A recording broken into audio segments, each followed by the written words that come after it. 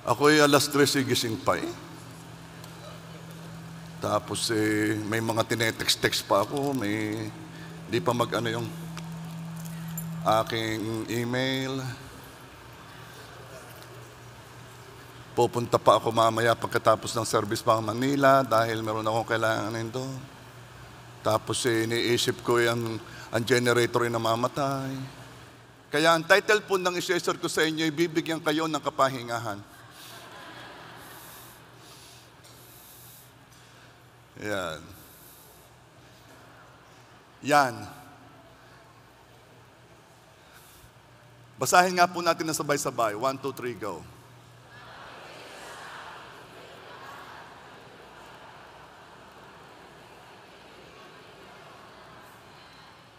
Sandali, parang hindi sabay-sabay eh. Simulan nga natin doon sa verse, ano? Matthew 11:28. Now.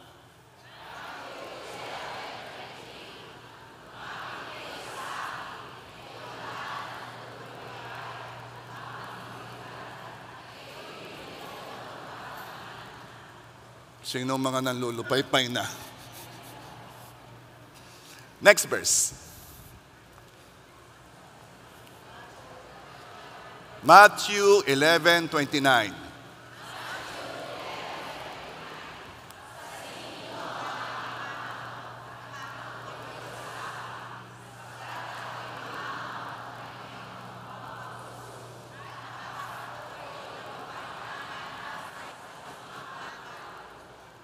Next verse.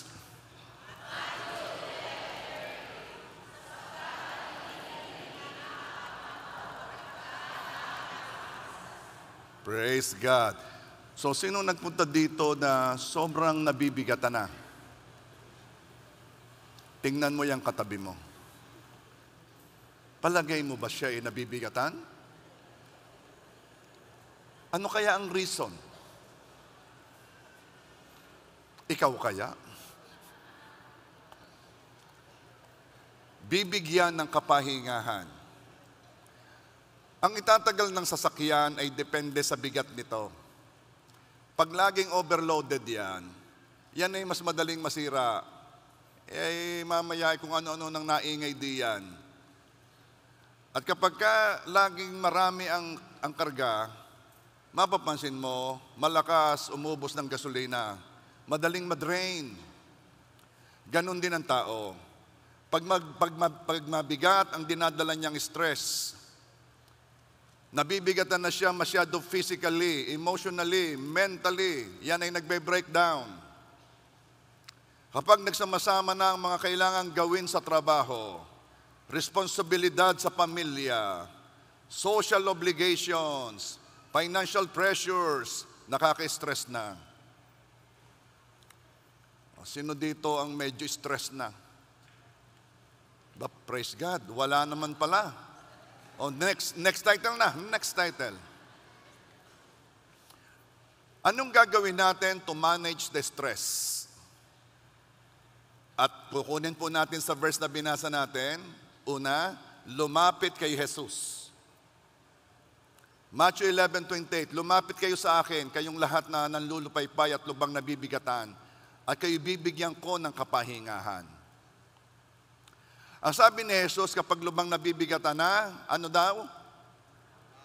Lumapit kayo sa akin. Bakit kaya sinabihan pa na lumapit sa Kanya? Bakit kaya? Kasi hindi lumalapit. Yeah. Bakit naman, Pastor, hindi malimit lumapit kay Jesus ang mga nabibigatan? Kasi ang akala natin ay kaya natin ng stress.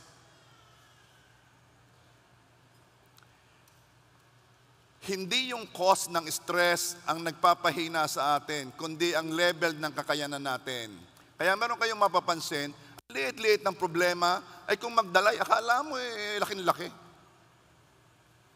Pagkumparahin mo yung dalawang tao, yung isa, kaunti lang naman ang problema, nakasimangot na, di na daw siya makahinga. Kaunti lang naman. Pag narinig mo ng isang tindi ng problema, relax na relax pa rin. So anong pagkakaiba? Yun hubang tindi ng problema? Hindi. Yung kakayanan na dalhin yon. mayroon akong kakilala, yun one of the leaders noon Pinapollow up ko hindi siya uma-attend. Alam mo bakit? May dinadaanan siya At sa tingin niya, ang dinadaanan niya ay sobrang laki.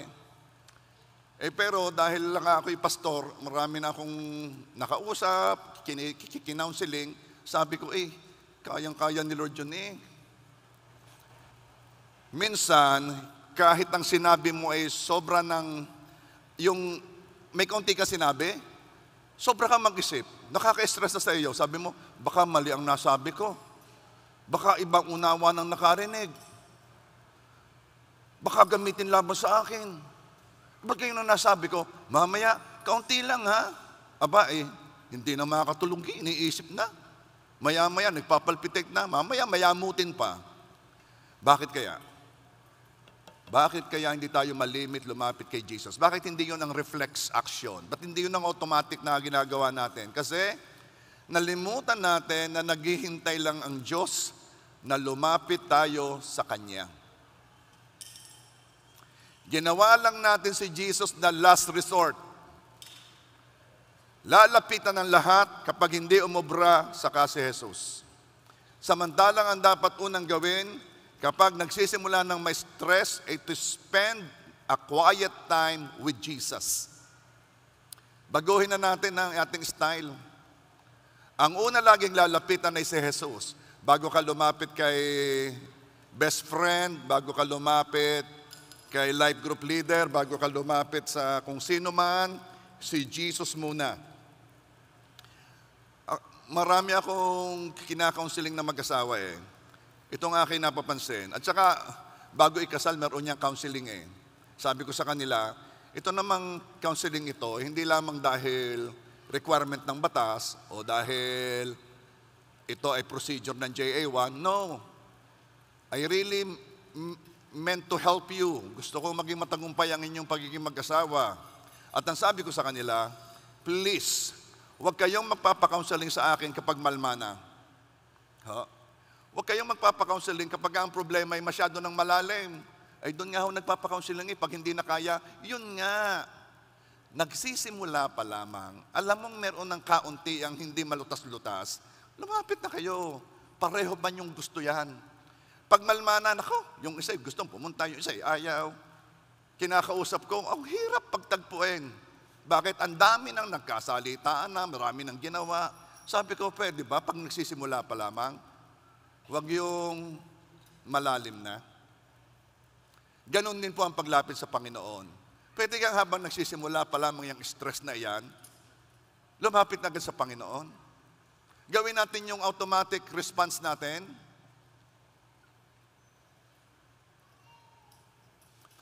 Kung drain ka na, cry out to God. Spend time with Him. Ang kailangan mo ay si Jesus, wala nang iba. Kaya Matthew 11:28, ulitin ko, lumapit kayo sa akin, kayong lahat na nanlulupaypay at lubang nabibigatan, at kayo bibigyan ko ng kapahingahan. Nakakapagod ng mag-alala. Nakakapagod mag-worry. Nakakapagod mag-isip. Sabi ng Psalms 127 verse 2, it is useless for you to work so hard from early morning until late at night, anxiously working for food to eat, for God gives rest to His loved ones. Ganda niyan. Ang pinakamatinding worry ng tao ay food. Kasi ito'y basic need. Ibig sabihin, pag wala ito, mamamatay. Meaning, kung ang pinagwa-worry mo ay hindi food, you are supposed to be hindi gaanong stress. Ang worry ay hindi katulad nito. So itong pinakita ng Psalms na ito na yung pinakamatinding worry. Kaya mo paalalahanin yung sinabi ng kapitbahay kung wala kang makain. Hindi mo intindihin yun. Itong iisipin mo. Pero ang sabi ng Psalms 127 verse 2, it is still useless for you to be anxiously working for food to eat. Why? God gives rest to His loved ones. Yung pinakamatinding reason para mag-worry, sabi ng Panginoon, useless. Okay, ito yung sabi ng aking tatay Kapag nag-aalala, sa mga nakita kong mga tao, ang tatay ko ay siya yung walang gulat. Yung dinasabi ng mga nakakakilala sa kanya, hindi mo yan mabibigilang matatarantan, no? Walang gulat yan, laging cool. Sabi niya sa amin, ganito pag may gumugulo sa isip nyo, pag meron kayong inaalala, ito lamang ang iyong itanong sa sarili. Ano po yan? Ano ho yun? Ano ang pinakamataas na mangyayari pag nangyari yan? Ano ang pinakamataas na pwedeng maganap kung mangyayari yan? Ganito ho, babagsak ko sa school, ganyan. Ikaw kayo mamamatay. Hindi ho, ayun pala sa kanya, pag hindi mamamatay, ay wag ka na mag-worry. Bakit? Dahil kung talagang mamamatay na, hindi na kailangan mag-worry. Wala na magagawa. So, kung hindi sa ikamamatayan, hindi ka dapat mag-worry. Kaya lagi mong isipin, anong pinakamataas na pwedeng mangyari? Ako nalaban ako sa honors. Anong mayayari? Pag hindi ko nakuha yung grade na iyon, hindi ako magiging honor. Ano ngayon? Di masisira yung aking scholarship. Ano ngayon? Ako magtituition na. Ano ngayon? Ikaw kayo mamamatay. Hindi ho, ayun pala naman tuloy. Yun ang kanyang logic. Pero, paniwalaan mo man o hindi, may pwede Bakit? Kasi ang pinag-uusapan dito ay worry. Why? Ito, sasabihin ko sa inyo mamaya kung bakit. Pero kahit ka-worry-worry na ang walang makain, ay sinabi pa rin ni Lord na it is useless to be anxiously working for food to eat. Na ang mas kailangan pa rin kaysa food ay rest. Kapahingahan ay binibigay ng Diyos sa kanyang mga loved ones. Paano magkakaroon ng uri ng rest na ito? Nasabi ng Diyos, ito ay mas mahalaga kaysa pagkain. Matthew 6:25 and 26. Therefore I tell you, do not worry about your life, what you eat, what you will eat or drink, or about your body, what you will wear. It is not life more than food, and the body more than clothes. Verse 26. Look at the birds of the air. They do not sow or reap or store away in barns, and yet your heavenly Father feeds them. Are you not much more valuable than they? Okay, eto na. Inaalis ni Jesus ang worry ng kanyang mga mahal, ng kanyang mga minamahal. Ang sabi ni Jesus, do not worry about your life.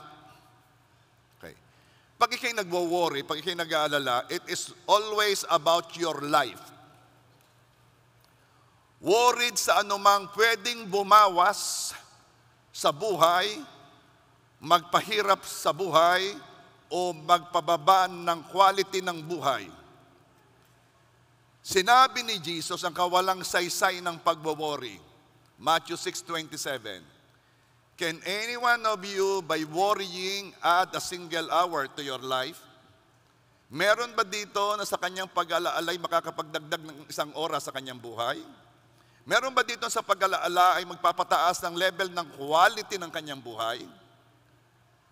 Ito po ang ibig sabihin ni Jesus, Listen very carefully. Gusto kong makuha niyo ito. Yes, valid ang reason ng pinagwo-worry mo. Valid yon. Ang hindi valid ay ang pagwo-worry. Okay. Totoo naman nga baka mangyari ito. Yes, oo. Valid naman yon. Ang hindi valid yung pag-alaala.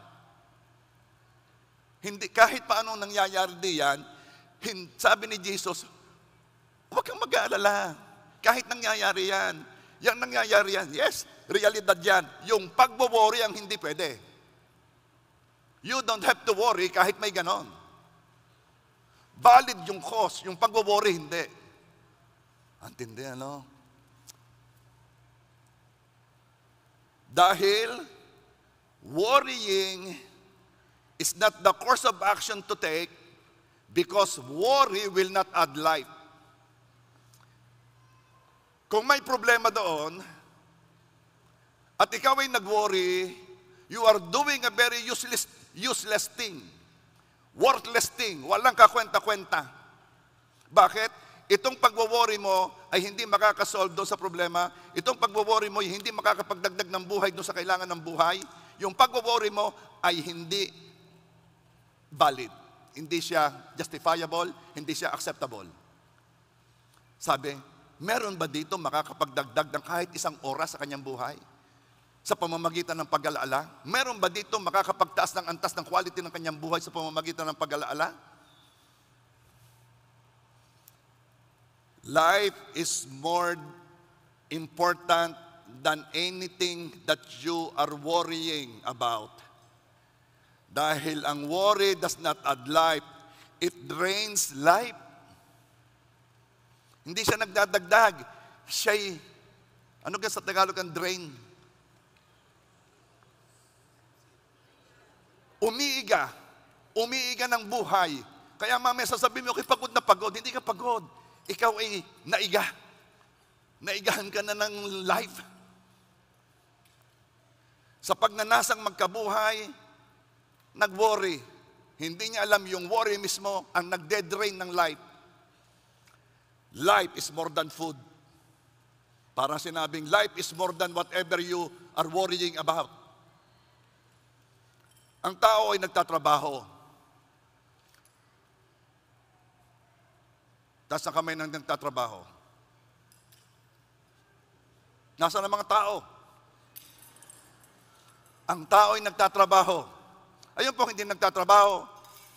Tao rin yun. Ang tao ay kumikita. Ang tao ay nagsesave para sa susunod na araw. Ano yung sinabi ko? Ito ang mga ginagawa ng tao para i-secure ang kanyang buhay. Pero anong napapansin mo? Nag-aalala pa rin. Nag-aalala pa rin. Nagtatrabaho na. Humikita na. Kahit papaano may naka-save na rin kahit papaano. Nag-aalala pa rin. Kaya naman, ikinumpara ng Diyos ang tao sa ibon. At ang sabi ng Diyos, ang mga ibon nga, hindi na nagtatanim, hindi nag-aani, hindi nag-iipon, ay pinapakain pa rin sila. Sino daw nagpapakain sa ibon? Sino? Ibalik natin sa verse na yon. Gusto kong makita niyo yon. Kindly bring it to that verse, Matthew 6:26. Okay, gusto kong makita niyo. Look at the birds of the air. They do not sow, reap, or store away in barns, and yet your heavenly Father feeds them. Are you not much more valuable than they? Sino nagpapakain sa ibon? Heavenly Father. Kaninong Heavenly Father? Sa ibon ba? Ama ba ng ibon ang nagpapakain? Hindi ama ng ibon. Ang nagpapakain ay ama natin.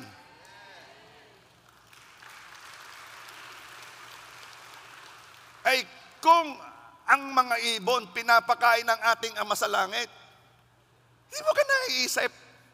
Ang mga ibon ay hindi na nga nila ama yun. Bakit? Di naman silang magkapareho ng uri. Tayo pareho ng uri. Created according to His image. Kung ang mga ibong hindi nagtatanim, hindi nag-aani, hindi nag-iipon, pinapakain ng iyong ama, hindi ng kanilang ama. Heto na, ang are you not much more valuable than they? Ang tindi ni Jesus, parang pag nag-aalala ka at sinabi yun, oo nga, ba't ako nag-aalala? Ito yung nasabi ko na noon lahat ng nagwo-worry, lahat ng nagkukulubot ang noo, lahat ng kung ano-anong iniisip, paglabas ninyo sa church, huwag kayong titingala. Pagchichismisan kayo ng ibon.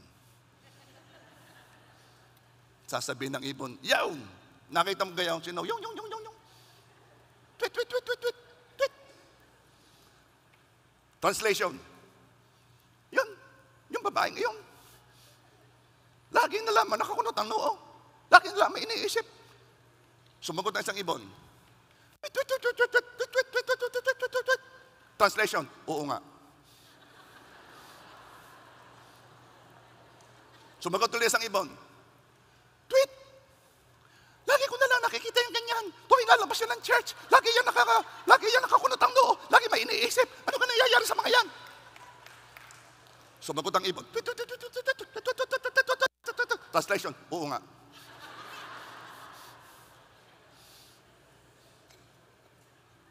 At nagtanungan sila. Hindi ko nagtatranslate. Nakuha na ninyo kung paano lingwahe ng mga ibon.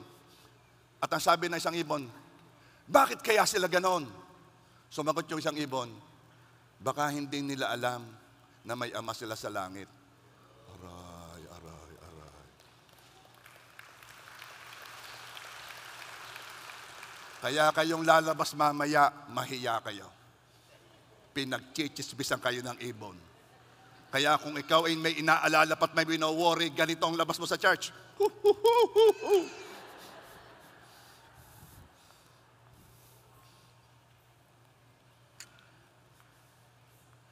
Are you not much more valuable than they?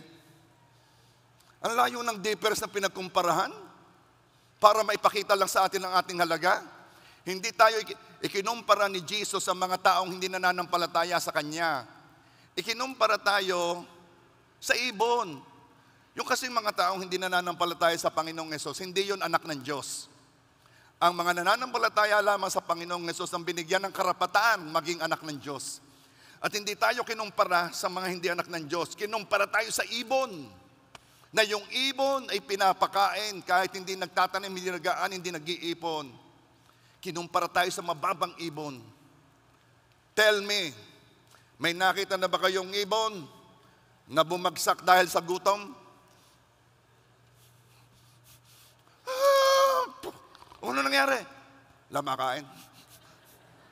Magaling yung ibon. Pag wala doon, lipat doon. May nakita na ba kayong ibon na nagrally? Nasa harap ng munisipyo, may dalang placard. Mayor! Ibaba ang presyo ng bigas! Laging may nakakain ng mga ibon. Are you there? Alam mo, nag-iba na ang mukha nyo. Kanina mukha kayong anong ibon? Sobra ka naman. Kanina kayo ay mukhang gusto't na gusto. Pero ngayon, umaliwalas na. Bakit? Nalaman na ninyong meron kayong ama sa langit.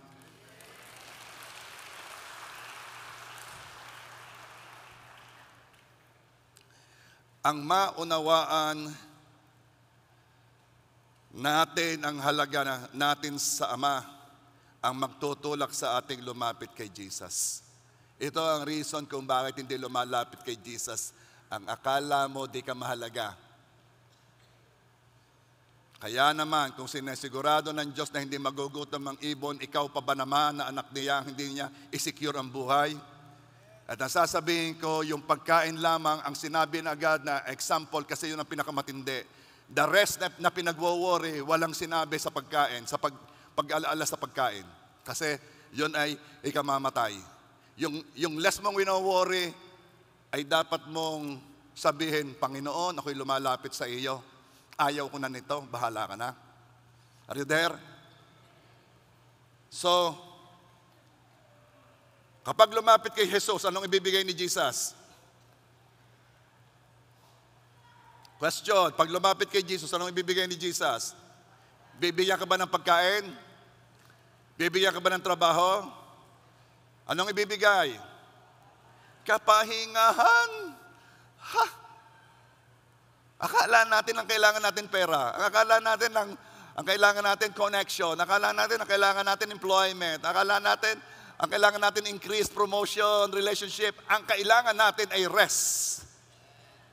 Kapahingahan. Kaya naman, Matthew 11:29, pasanin ninyo ang aking pamatok at matuto kayo sa akin, sapagkat ako'y maamo at may mapagpakumbabang puso at makakatagpo kayo ng kapahingahan para sa inyong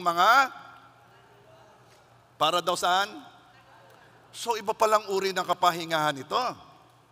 Ito'y kapahingahan ng kaluluwa. Ito'y kapahingahan ng isip at damdamin. Dahil alam ng Diyos, kapag nawala ito, susuko ka sa buhay. May taong bigla na lamang nag-snap. In a second, biglang nag-breakdown. Hindi dahil sa bigat ng binubuhat, kundi dahil sa kawalan ng kapahingahan ng isip at damdamin. Merong isang babae na she has a lot, success, the world, kung paano ang tingin ng mundo sa success. Ay nag-share yung kanyang kapatid sa kanya, kung titingnan sa mundo, hindi naman totoong gaanong successful. Alam mo, sabi ng kapatid niya, successful, sumigaw ang kailangan ko'y peace of mind. Wow. Ito kasi hindi alam nung mga Ang akala nila yung kailangan ko'y trabaho. No.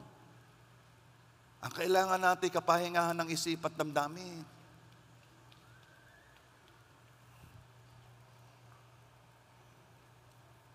Ang kapahingahan ng kaluluwa ay mas malalim kaysa kapahingahan ng katawan. Minsan ang kapahingahan ng katawan, pag naitulog mo, wala na. Pero ang kapahingahan ng isip at damdamin, nakatulog ka na, paggising mo, pagod ka pa rin. At ito po ang pangunta natin sa stress, sa pagod, sa worry, sa takot, sa anxiety, sa guilt, sa resentment. Rest that the Lord gives. Kaya pag ang isang tao nagsabing, pagod na ako, hindi nangangahulog ang pagod ng katawan. It could be pagod ang isip at damdamin. Stress yon. Kaya ang una natin gagawin, lumapit kay Kristo. Dahil si God lang ang magbibigay ng inner peace that we need to lower our stress. Padalwa. Tatlo lang to ha. Ang una, lumapit kay Jesus. Padalwa, pasanin ninyo ang aking pamatok. Matthew 11:29, pasanin ninyo ang aking pamatok at matuto kayo sa akin. Doon muna tayo, pasanin ang inyong pamatok. Kaya nabibigatan tayo masyado, ay nais nating kontrolado ang lahat. Gusto nating kontrolado ang lahat sa buhay natin, ang nakapalibot sa atin, ang nangyayari. Dahil kumikilos tayo na ang akala natin ay nakasalalay lahat sa atin. Meron po akong balita. Hindi po titigil ang pag-inog ng mundo kahit hindi mo pakialaman. May mga tao, ako na hindi diskarte para mangyari yan. Ako na. May sasabihin ako sa iyo the greater your need to control, the more stress you're going to have in life. Yung tindi ng nais mo na makontrol ang palibot mo, dadaming stress mo. Hayaan mo. Hayaan mo mangyari yung hindi mo yung inaasahan. Hayaan mo mangyari yung hindi mo gusto mangyari. Hayaan mo. You cannot control everything. Jesus offers a different way. Matthew 11:29. Pasanin ninyo ang aking pamatok. Pastor, ang akala ko ba kukuhanin ni Jesus ang kabigatan ko? Ay bakit ngayon? Meron pa ulit siyang pinapapasan na iba.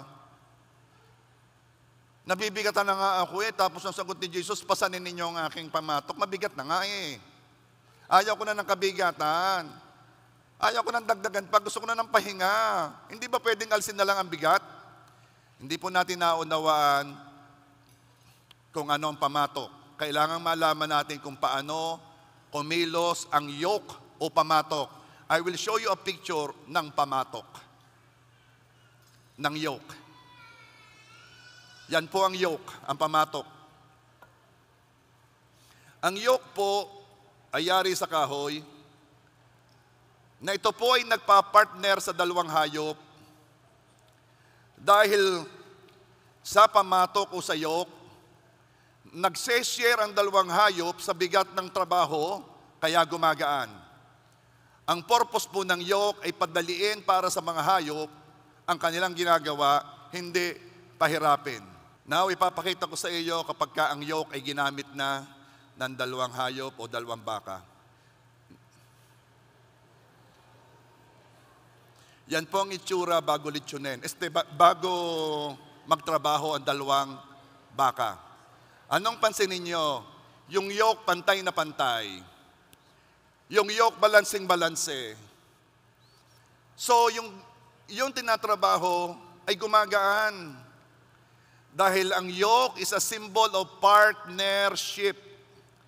Parang sinasabi ni Jesus sa inyo, pag sinabi niyang, pasanin mo ang aking pamatok. Parang sinasabi ni Jesus, hindi ka dapat bumubuhat ng problema na mag-isa.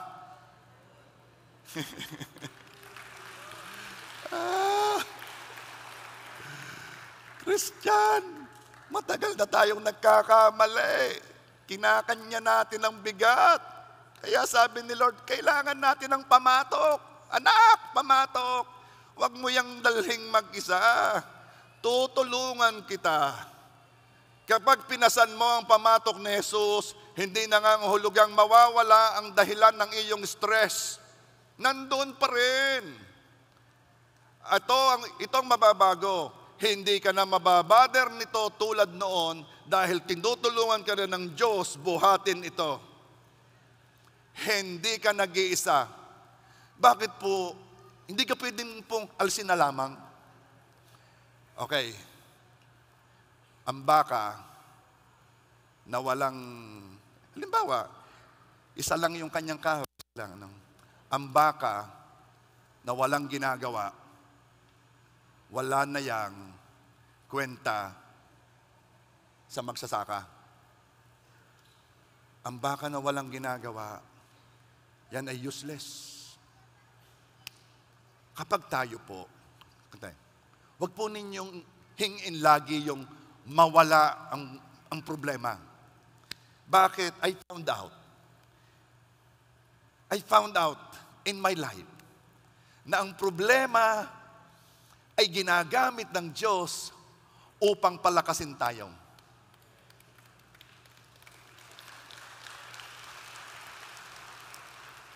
Yes, pwede mong hingin, Lord, alsin mo kabigatan, pero hindi mo alam pagpapala yan.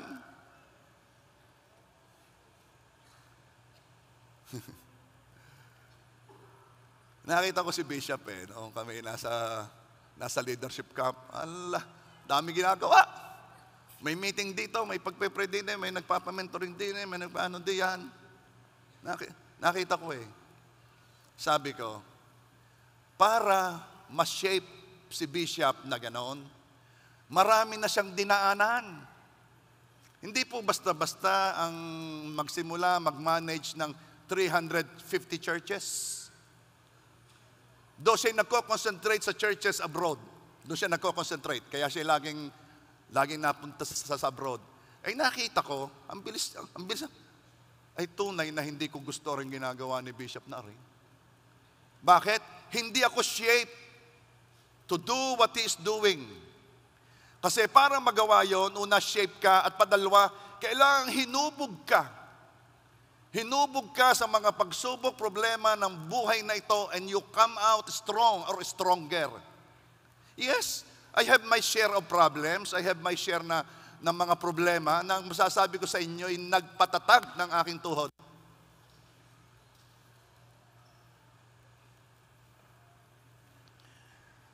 Pag kayo dumadaan sa problema, huwag niyo sabihin agad, alsen, ang sabihin ninyo, Lord, tulungan mo ako na matutuhan ko kaagad ang gusto mong sabihin o ituro sa akin.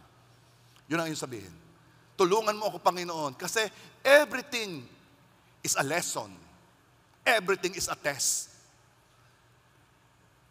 Don't look at that as, ay, yan na naman. No! Dumadaan ka sa pagsubok, may tinuturo si Lord. Ang iyong hingin, Lord, matutuhan ko. Alam mo naman ang purpose ni Lord. Gusto ni Lord makamukha ka niya. Manalming ka. Malapit na ka.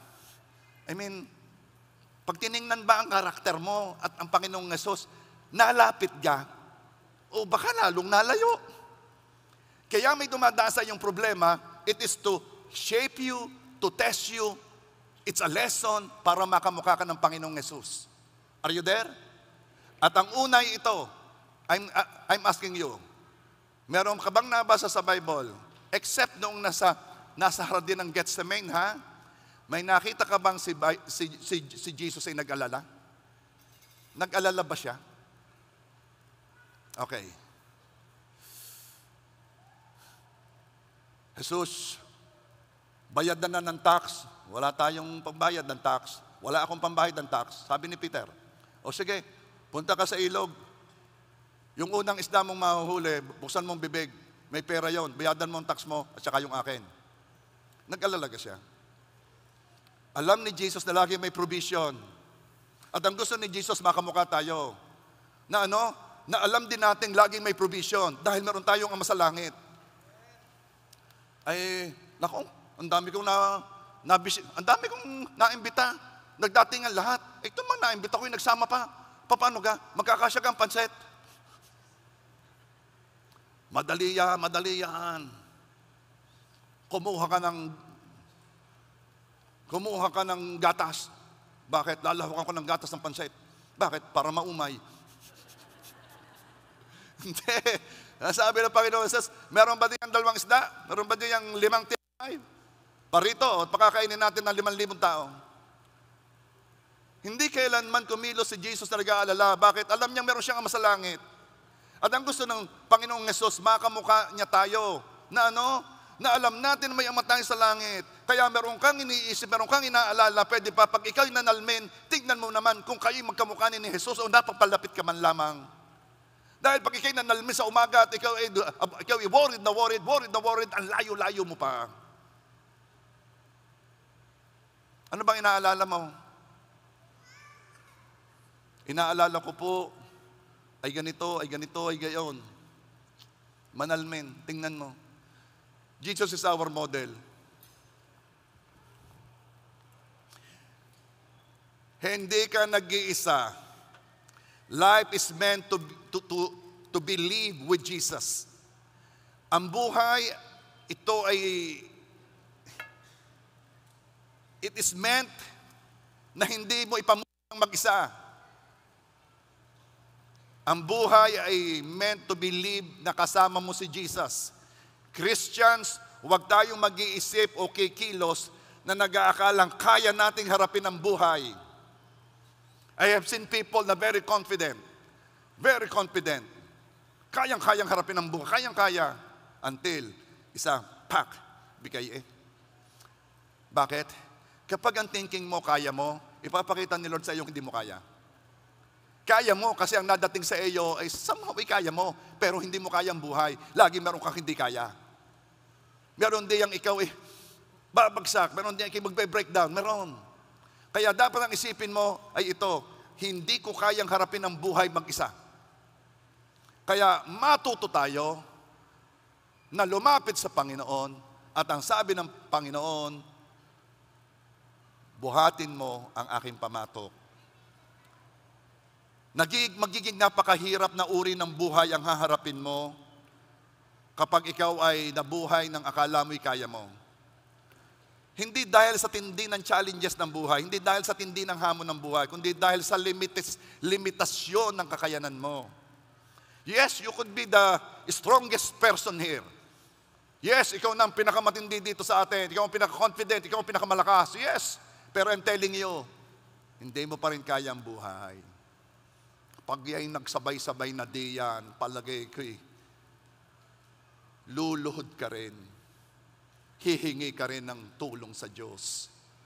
At talagang sinadya yun ng Diyos para ipakita sa iyong di mo kayang hindi ako kasama. Kaya ngayon pa lamang, wag mo nang hintayin ipakita ng Diyos sa iyo. Ngayon pa lamang na may nangyayari, walang nangyayari, may nangyayari na nakaunti, lumuhod ka na. At sabihin mo, Panginoon, hindi ko kayang buhay na ito kung di mo ko kasama.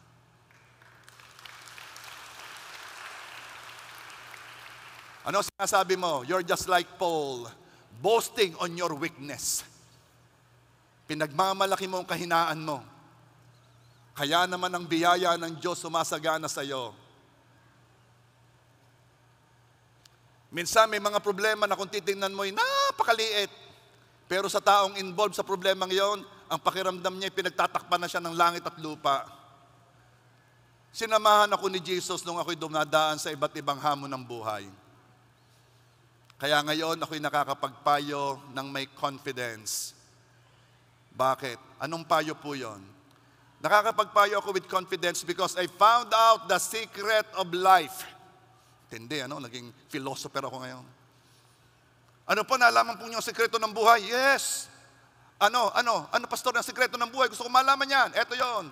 Kaya mong harapin ang anumang hamon ng buhay pagkasama mo si Jesus. Yan ang sekreto ng buhay. Anumang hamon. Nung ako'y dumadaan sa matinding pagsubok, may isang payo ang kapatid ko sa aking nakatulong ng gusto sa akin. Ano yon? Sobrang bigat ang dinadala ko, sobrang bigat. Ang sinabi niya, live one day at a time. Mabuhay ka lamang sa araw na ito. Huwag mo isipin yung bukas. Hindi mo kaya yung bukas. Ang biyayang binigay sa iyo ng Diyos para lang ngayon. Tapusin mo ang araw na ito, gamitin mo yung biyaya sa araw na ito. Live for today. Live one day at a time means live one day at a time na kasama si Jesus. Kaya nga may biyayang Panginoong Jesus mabuhay ka sa araw na ito na alam mong kasama mo si Jesus. At kapag araw-araw na ganon, araw-araw na nabubuhay kang kasama si Jesus, you will find out yourself na napagtagumpayan mo ang problema. Bakit? Kasi yung biyaya ng Diyos ay bago tuwing umaga.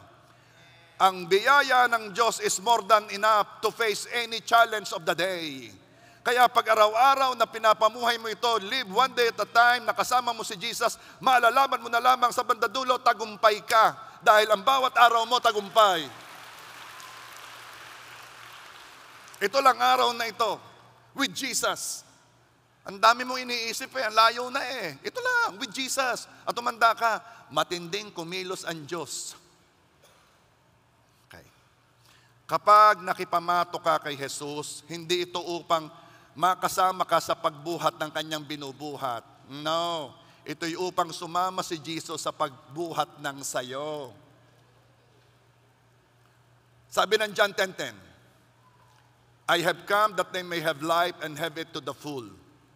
Si Jesus ang nagsasalita, ako'y dumating upang bigyan kayo ng buhay at bigyan ng kasaganaan nito. Kaya naman, sabi ni Jesus, buhatin mo ang pamato ko kasi ang gusto ko, bigyan ka ng buhay. Pag isa ka nagbubuhat, wala kang buhay.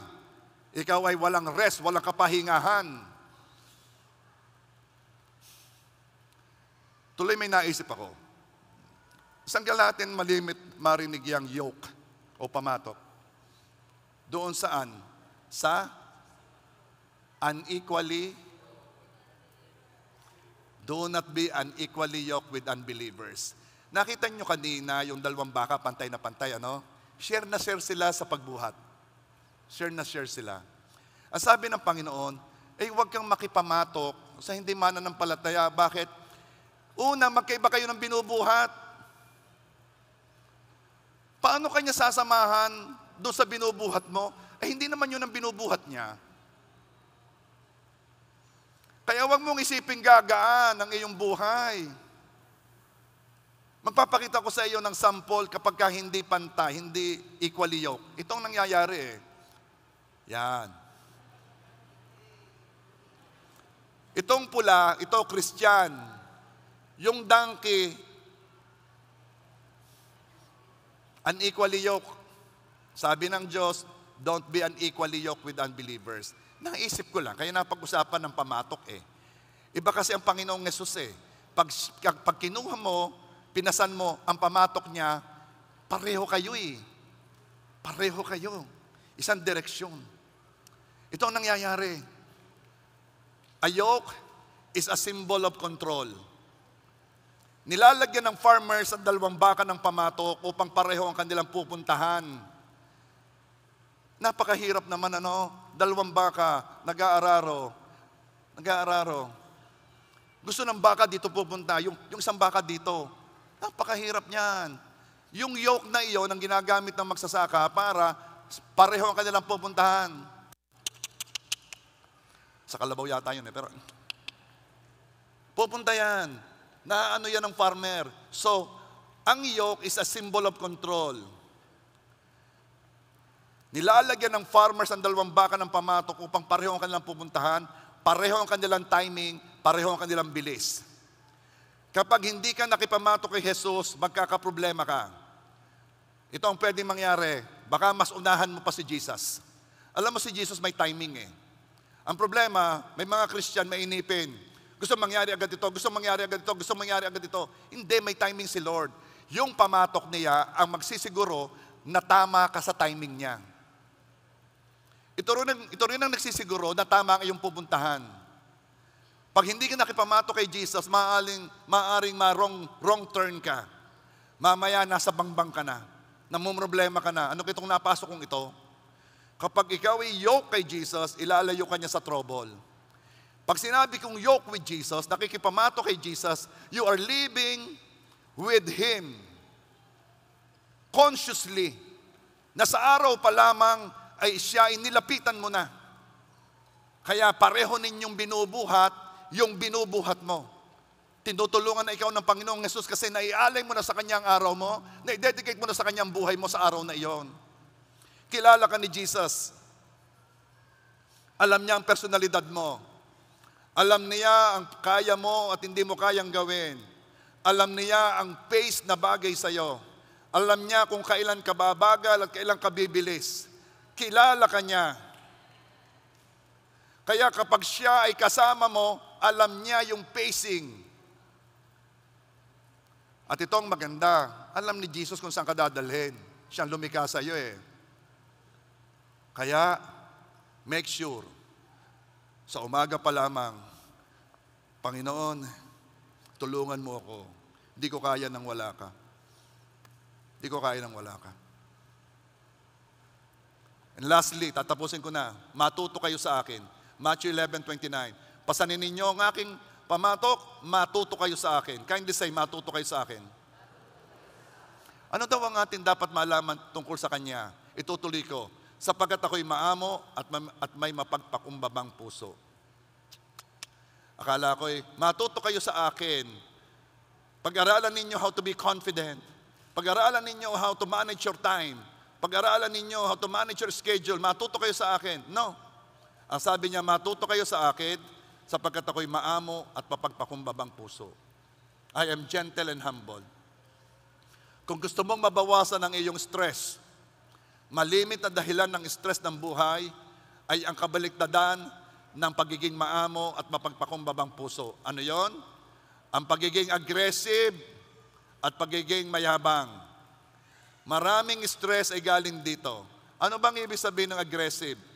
Yung bang gusto mo agad gawin ng mabilisan? Kaya maraming stress ay nagmamadali. At hindi na napag-isipan. Hindi niya alam na kapag kang inuna niya ang Panginoon ang aayos ng schedule niya, para ang kanyang araw ay hindi sayang. Ay hindi, labas agad, may gagawin agad, nagmamadali. Kaya naman siya'y aggressive. Ang sabi ng Panginoon, matuto kayo sa akin, sapagkat ako'y maamo at mapagpakumbabang puso. I am gentle and humble. Arrogance happened when you try to control everything. Yung pag-iisip mo na alam mo ang pinakamabuti sa lahat. Yung pag-iisip na magiging maayos kayo kung susundin ninyo ang aking plano. That is arrogance. Maraming stress na nanggagaling dahil diyan. Kapag gusto mong gawin lahat, para kang si Superman. Meron kang aggressive at arrogant attitude. At maniwala ka, ang daming stress na pinapapasok mo sa katawan mo. At ang pangontra diyan, gentle lang, humble. Hayaan mong matuto ka kay Kristo. Lumago ka sa pananampalataya at mababawasan ng stress. Ito'y proseso. Faith comes from hearing and hearing. Kung gusto mong mawala ang stress, church, ito yon. Hear, read, think about the Word. Nakakawala ng stress yan. Pag tumatas ang iyong pananampalataya, bumababa ang iyong stress. Habang nakikilala mo si Jesus, nakakamukha ka ni Jesus na napaka-cool. Ang tunay na rest ay iyong mararanasan kapag kasama mo si Jesus sa iyong buhay. Now, in closing, marami kayong maririnig na dapat gawin para mawala ang stress. Si Jesus napakasimple lang. Lumapit ka sa akin, buhatin mo ang aking pamatok. Ibig sabihin, tanggapin mo ang tulong ko. Isipin mo ako'y nandyan. Isipin mo na ang mga ibon sa himpapawid ay pinapakain ng iyong ama sa langit, hindi ama ng ibon. Napakahalaga nyo sa akin. And then, anong gagawin mo? Cast your cares upon me. Ibigay mo, and I will give you rest. Napakarami mong magagawa kapag may kapahinga ka ng isip at damdamin. Wala kang magagawa pag gulo ang isip mo. Kaya ngayon, ito ang ating hihingin sa Panginoon. Hihingi tayo ng kapahingahan ng puso't damdamin. Sa mga nabibigatan, sa mga nangihina na dahil sa bigat ng dinadala. Itong araw na ito, sinasabi ng Diyos sa iyo, ibigay mo sa akin yan. Cast your cares upon me. Ibigay mo sa akin ang kabigatan mo. Bakit? Kukuhanin mo ba, Panginoon? Hindi. Tutulungan kita. Bubuhatin nating dalawa.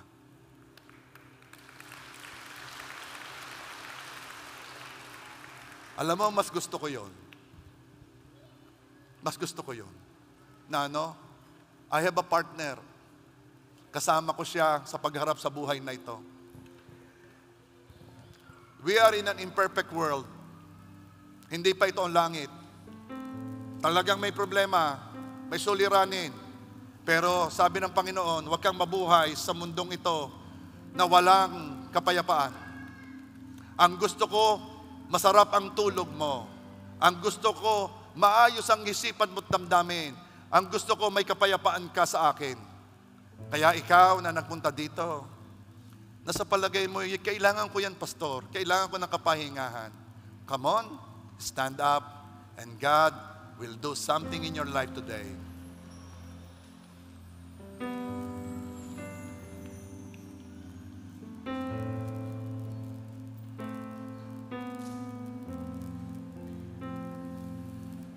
Your name is the highest. Your name is the greatest. Your name stands above them all. All thrones and positions, all powers and positions. Your name stands above them all. Your name is the highest. Your name is the greatest. Your name stands above them all thrones and dominions, all powers and positions. Your name stands above them all. Your name is the highest. Your name is the greatest. Your name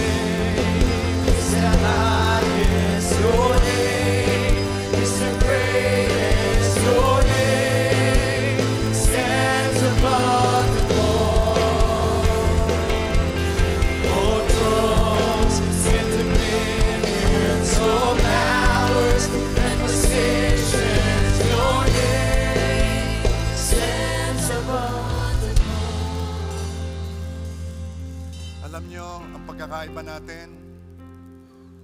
Alam nyo ang pagkakaiba natin sa ibang tao? Kapag tayo ay may dinadaanang pagsubok, problema, pag may binubuhat tayo na kabigatan, meron tayong natatawagan, meron tayong nalalapitan, meron tayong napupuntahan.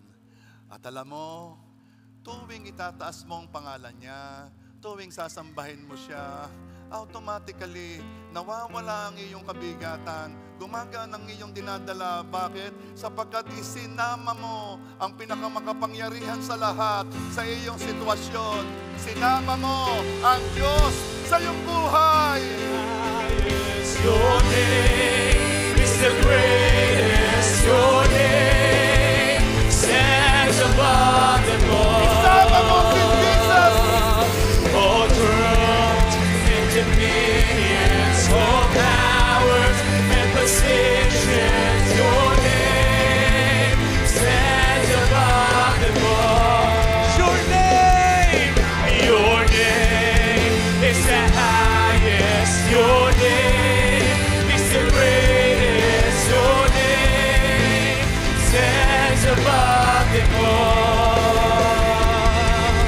All thrones and dominions, all powers and positions. Your name stands above them all. And the angels cry, holy. All creation cries, holy. You are lifted high, holy, holy forever. And the angels cry, and the angels cry, holy. All creation cries, holy.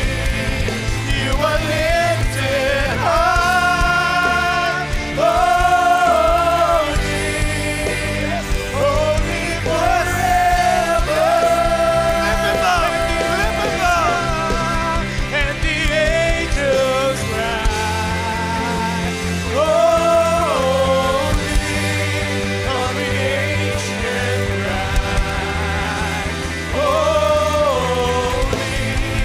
You are lifted high, holy, holy forever.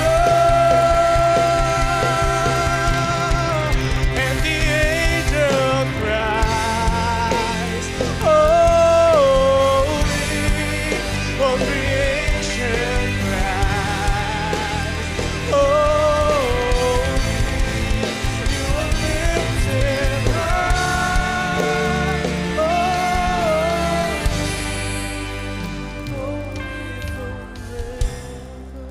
Iba ka na. Kristiyano, iba ka. You are strong. You are strong not because of you. You are strong because of your Jesus. You are strong because of your Father God. You are strong. Ikaw ay malakas dahil kasama mo si Jesus. Ikaw ay malakas dahil ang bumubuhat ay kasama mo si Jesus. Ikaw ay malakas. Kaya mong harapin ang buhay. Kaya mong harapin ang hamon ng buhay. Ano man iyon. Dahil hindi lang ikaw ang mag-isang humaharap dito.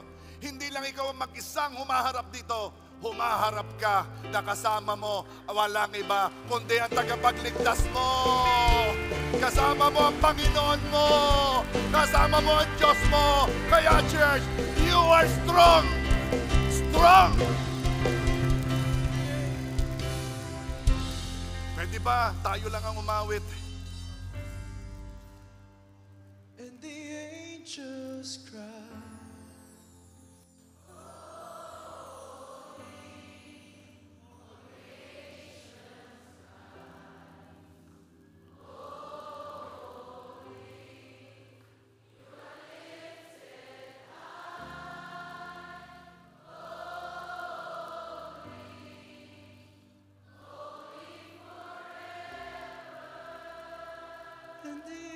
angels cry, and the angels.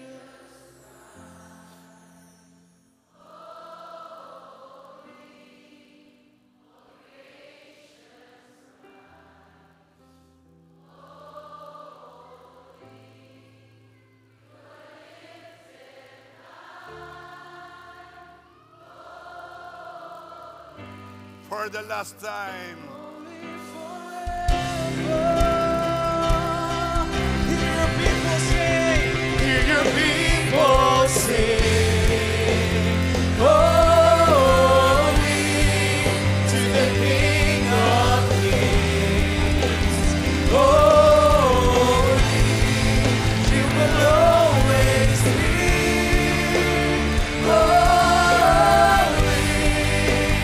Holy forever.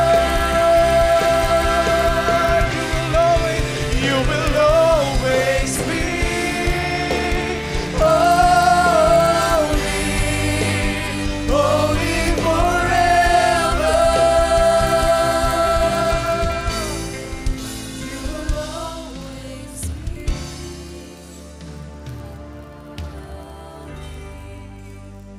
holy forever.